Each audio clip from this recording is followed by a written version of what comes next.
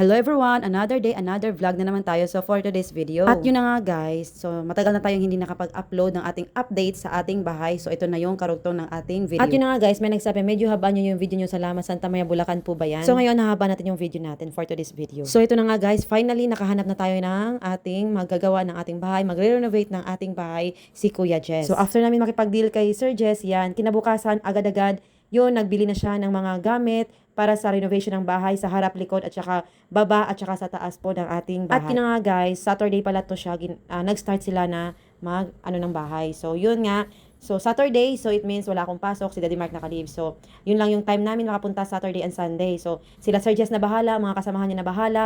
Diyan, so walang nagbabantay dyan sa bahay guys. Walang nagbabantay sa bahay namin guys. So prayer lang talaga na walang magnanakaw guys, kasi alam nyo na may nababalitaan kami dito na may nagnakaw. So sa awa naman ng Diyos, yan, pinagkaloob ng Diyos na hindi manakawan. So yun na nga guys, so harap at saka likod muna yung uunahin nilang gagawin guys. So yun, sa harap naman marami silang gumagawa, at saka sa likod mga 2 tao doon.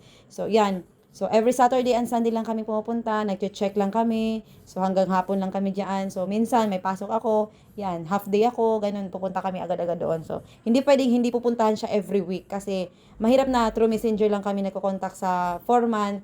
At saka yun nga, walang nagbabantay sa aming bahay. So kailangan i-check yung mga gamit na andoon, mga binili, baka alam nyo na, yun.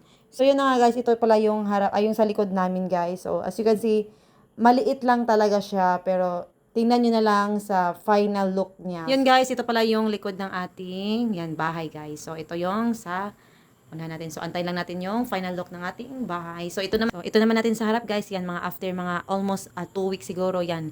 Tapos na yan. So yan yung ating entrance guys. So ito naman yung sa itaas, sa second floor. Ito yung view natin. Yan. So malapit na tayong lilipat guys. So hello kapitbahay na tayo dyan. So yan, wala pa tayong mga kapitbahay guys. Ayun no, diba? Sobrang init. At yun na nga guys, nandito pala tayo sa bilihan ng mga tiles. Kasama pala natin si Sir Jess. Kasi gusto niya kami ang pipili mismo ng kulay. Yan, nagpipili na si Daddy Mark. So, ang team pala natin sa ating bahay, guys, sabi ni Daddy Mark na gray and white. So, after namin bumili ng tiles, guys, pumunta kami sa taas, guys, para tingnan ng mga wiring sa taas, kay i-division na yan, guys. At yun nga guys, ito yung entrance natin guys. So ipapakita ko naman sa inyo ang loob guys. So ang loob natin ay ongoing na yung pagtatiles ng ating trabahante guys. So dalawa yan sila. So dito naman natin i-check yung sa likod guys, yung sinasabi ko sa inyo. Yan, so abangan nyo guys yung aming likod guys. So yan, maliit lang yan pero maganda yan guys. So ito yung likod namin guys, sa kusina namin at saka sa labahan.